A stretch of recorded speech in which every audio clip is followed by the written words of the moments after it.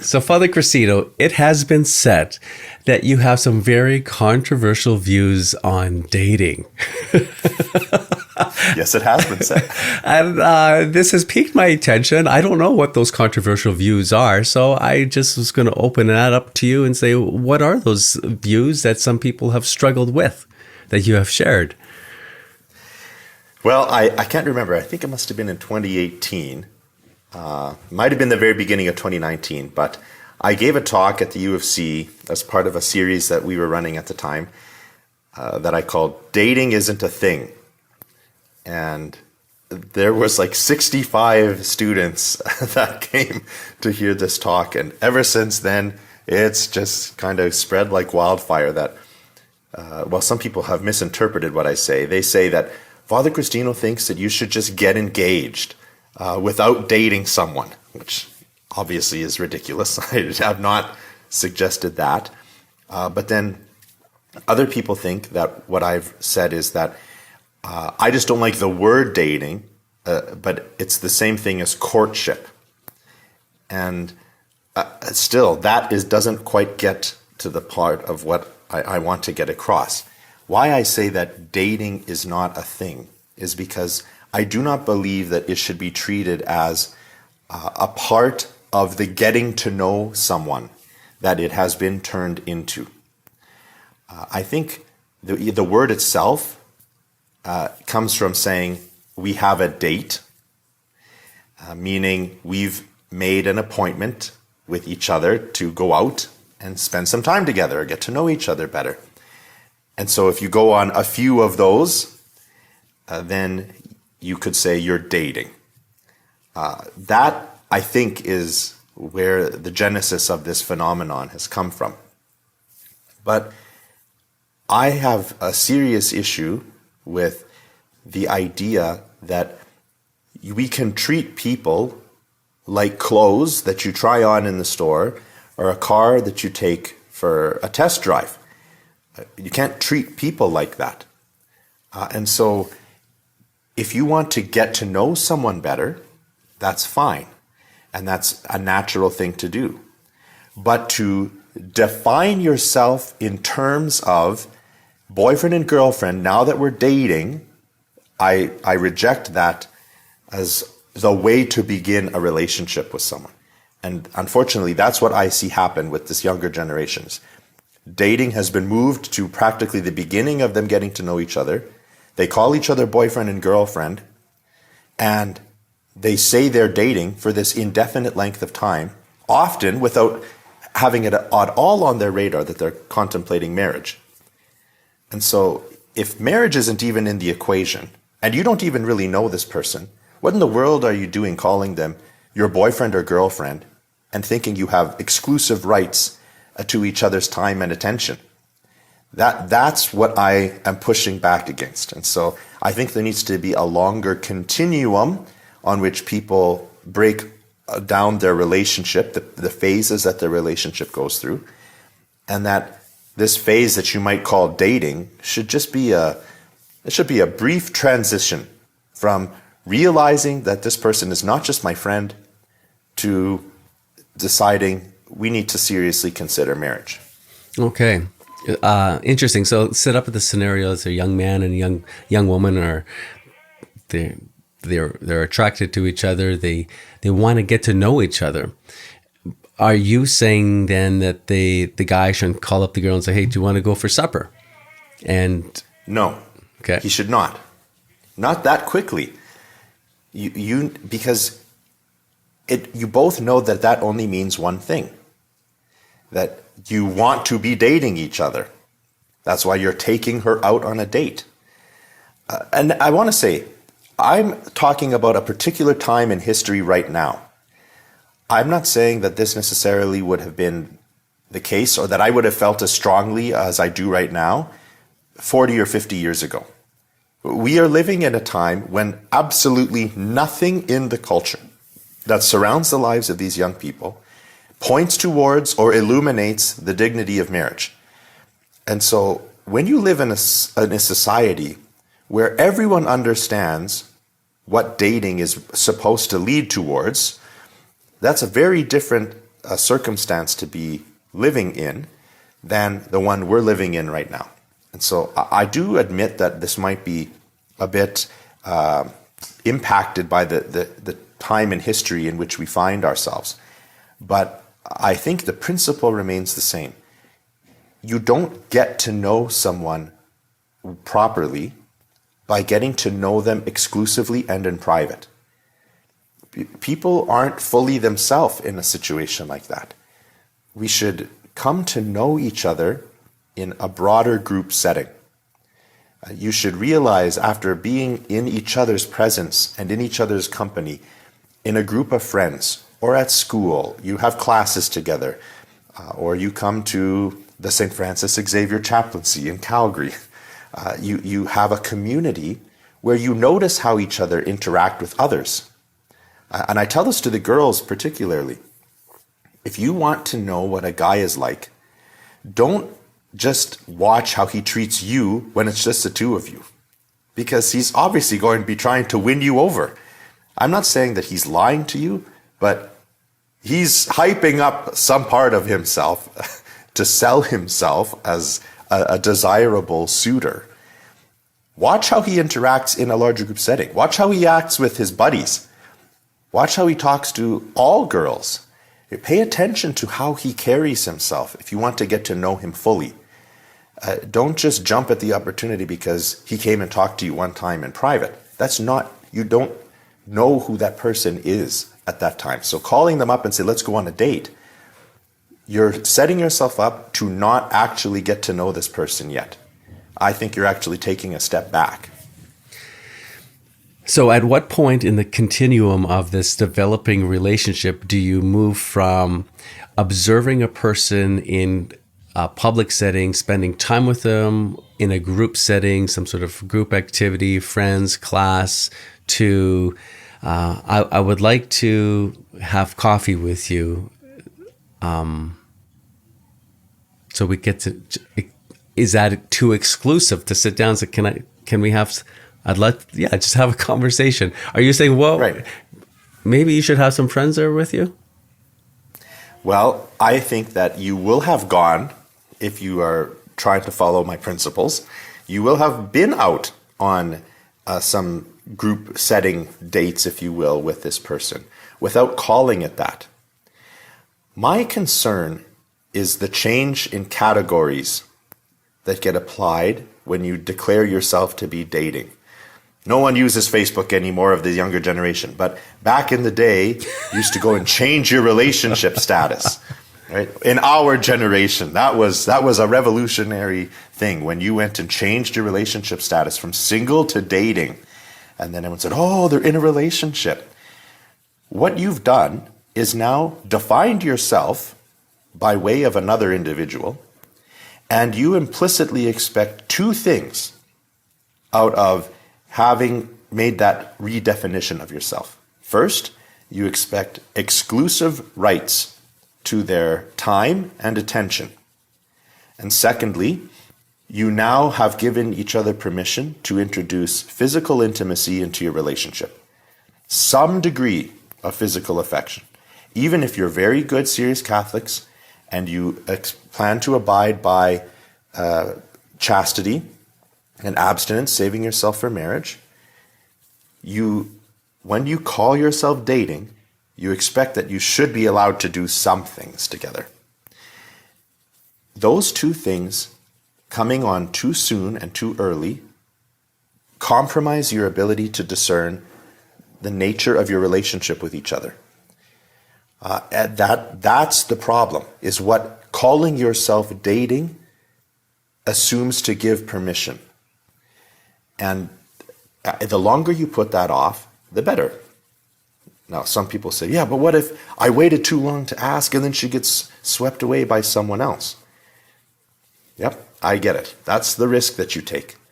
But if you are letting yourselves fall in love with each other, and just not saying it, that's not at risk. That's not going to happen.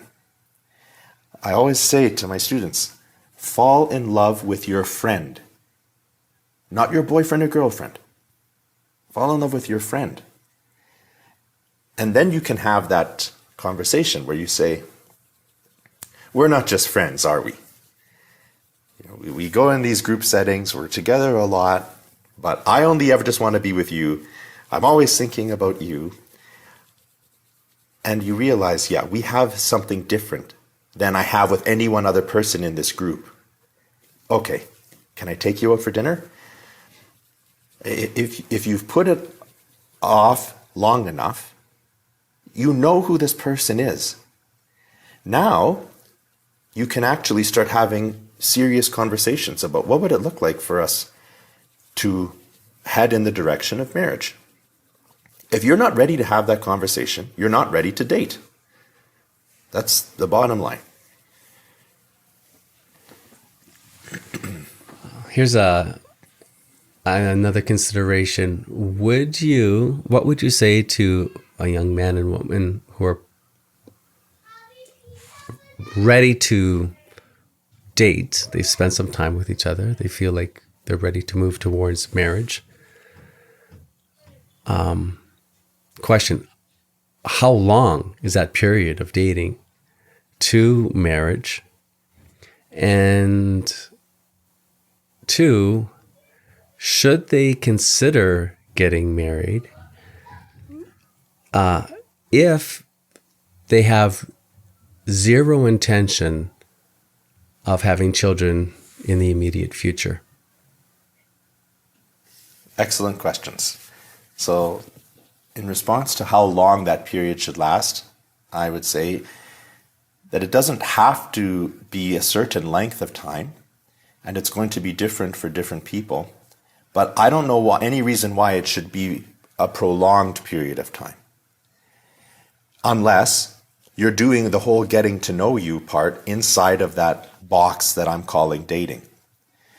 If the getting to know you bit has been dealt with, if you think you're in love with each other before you say, okay, now we're dating, now we do have some expectations of exclusivity in our time and in our attention. I'm not texting all sorts of other girls now, and you're not getting a ride from any random guy home from church anymore. Those developments have taken place. There shouldn't need to be another year or two of continuing to just talk further about stuff that you already would assume should be on the radar. You don't need a year of talking about the same topic with a person to decide if you're going to marry them. You should know. Now, if you say, let's get married right away, but we don't want to have children for 5 years, I don't think that's very advisable. Now, the old saying is that marriage was a remedy for concupiscence. And so you got married so that you didn't violate chastity. But that was also understood from the context that you didn't do anything to prevent the conception of a child once you were married. Now, there's nothing wrong with using natural family planning. The church promotes and accepts that as a healthy part of married life. But we should not start a state of life that is equally defined by intending to have children, by beginning it intending not to. If there are reasons that you think, I know we're not going to be ready for children yet, then you should reconsider, when will you be ready to be married? And there's nothing wrong with being afraid of having children right away, or saying, in our perfect plan, we'd like to both be finished school, or we'd like to have bought a house. That's fine. We can all have our preferences, and you can make your plans however you want them to be. But there has to be openness. If you think that if we conceived a child now, it would be a disaster, then you're also not ready to be married. Marriage is ordered towards children. This is not if we're going to have children. No, if we can certainly say, and I'm sure you would agree, that if a couple wants to get married but they don't want to have children, then they shouldn't get married. Right. There's certainly some cases where couples can't have children, which is a completely different case, and that comes with great pain.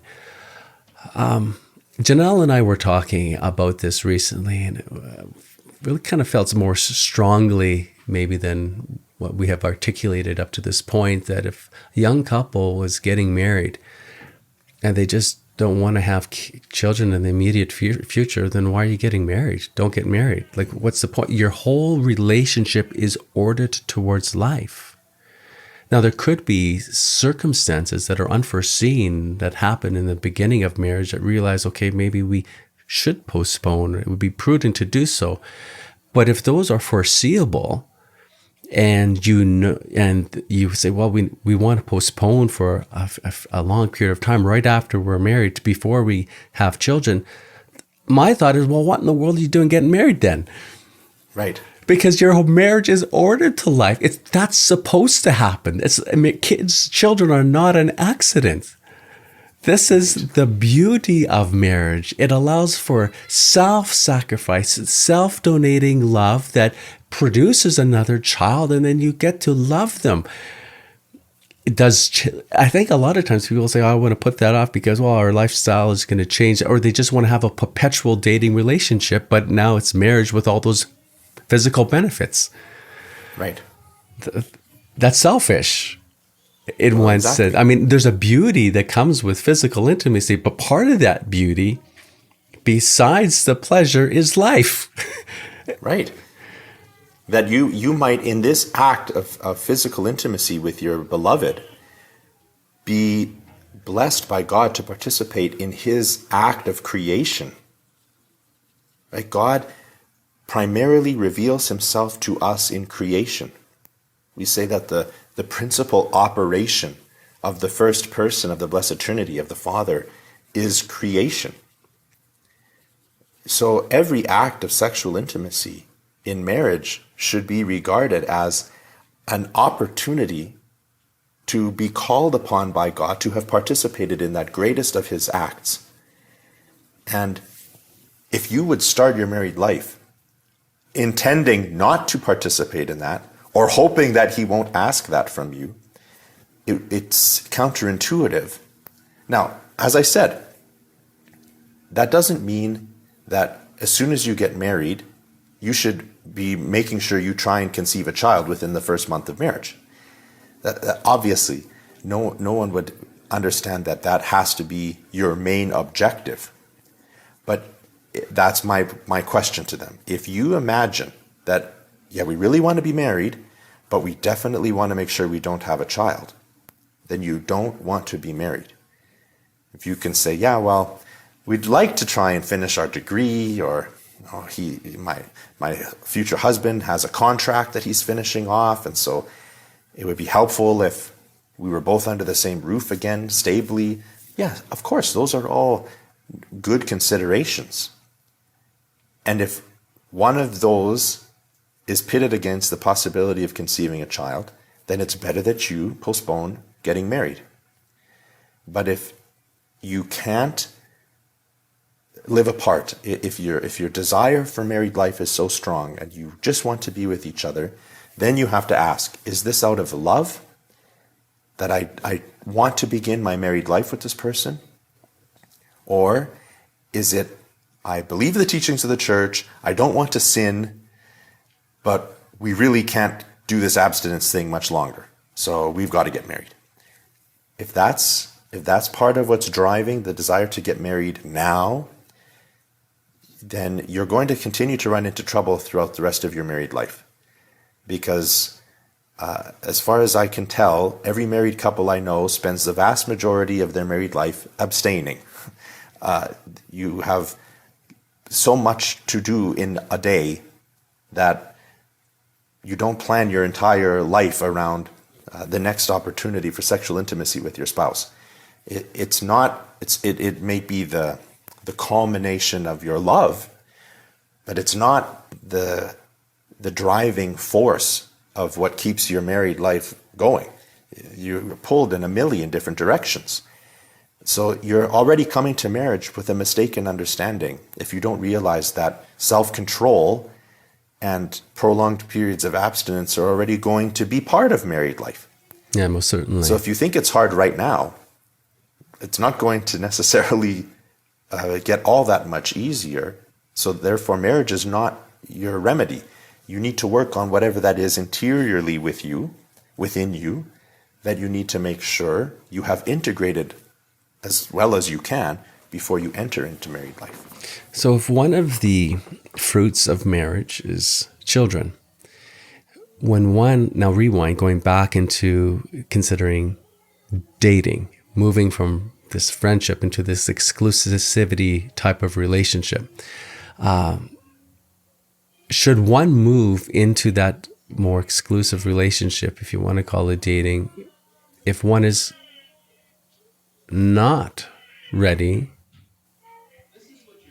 to be a father or to be a mother, that is so far out of the realm of possibility?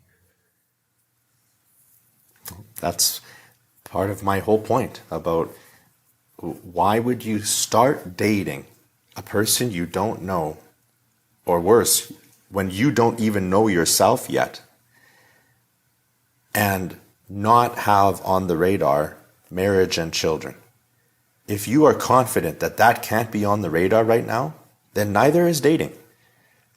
Because casually going around and meeting up with people and playing with each other's emotions and desires, giving yourself titles like boyfriend and girlfriend that carry with them expectations about how you use your time and where you direct your attention, there is no room for that to have been imposed upon your life or for you to impose it upon someone else's life, when the entire purpose of that arrangement is not pointing towards where it should be going.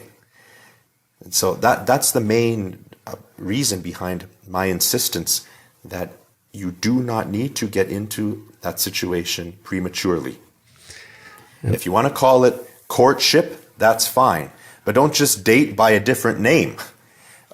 If you're courting someone and you have exclusive access to each other's time and attention, and you participate in some acts of physical intimacy, even if they're not gravely sinful, you're dating. So I don't care what you call it. It's the disposition towards marriage that needs to be understood. What about the scenario where a person doesn't have the opportunity to spend time with another person in a group setting? Not everyone is on the university campus of Calgary with a great Catholic community. They might be in the workforce. They go to church. They're really not in a Catholic community. They don't have these chances. Maybe all they have is a dating app. Your thoughts? Well, here we go. I just keep piling on my unpopular opinions. I have very strong reservations about dating apps. Something like Catholic Match, because I don't think our culture has the capacity or the maturity to interact with those things properly. People are not Netflix shows or skip the dishes menu items or songs in a playlist. So if you open your phone and you're just used to scrolling through until you find the thing you want to try with music or TV shows or food, and then you start acting like that towards people, that is the absolute worst way to begin hoping to have a relationship. And in this case, you're not just trying to get to know someone. You've both explicitly stated, I'm looking for my spouse. And if that's what you are doing, then you're going to end up in a scenario where you have commodified your potential future spouse. You've treated them as though they're just another option for you to explore. That being said, when people have gotten to a certain age and they still haven't found a spouse, and they are quite sure that that's what they should be doing with their life, and they aren't meeting the right people, or they're trying to put themselves out there and they just don't ever find that they're attracted to the people that they're meeting. There's a whole number of reasons why someone might find that just placing yourself in a larger group setting and trying to come into contact with someone isn't happening. Then I accept that the use of a tool like a dating app can be helpful. But then I think you still need to initiate the same sort of approach once you have found each other and are preliminarily introduced. You should have a prolonged period of getting to know each other before you make any declarations about how you see yourself in regard to the other person. And the date that you go on is nothing more than a convenient opportunity to be introduced to each other in person. But then, as soon as possible, it would be helpful for you to try and watch how this person interacts among others. So maybe you should even meet each other's families fairly soon and just observe, how does this person interact with their siblings and with their parents? How does this man treat his mother? Like, every girl should be watching, how does this man treat his mother? These are ways that can help supplement what I think is implicitly lacking in the use of a dating app. Yeah, I could see how some people might struggle with some of the things that you have shared, because that's just not how it is done. We do treat people like a commodity, like the next dish that we're going to buy from Skip to Dishes. And I think we do that without, to be fair, I don't think that's in a person's intention, right? No. But it can tend towards that when we involve some of these technologies. Mm-hmm. And I want to say one thing about this idea of leading someone on. That's the pushback I get a lot. Oh, I don't want to seem like I'm leading someone on if I'm being really friendly with them, but I have no intentions of dating them. All I can say to that is, I think you have too high an opinion of yourself if you think being friendly is causing everyone to fall in love with you. Just be natural. We should be friendly to everyone. There was a priest in the seminary who used to have a principle for us seminarians about how to interact with women that he called his principle of no more, no less, which means you don't treat any one woman differently than the next one. The woman who you find physically attractive and who you're drawn to, you cannot treat her with more attention or more affection than the girl that you don't find attractive or that you find kind of annoying. They need to just all be treated the same.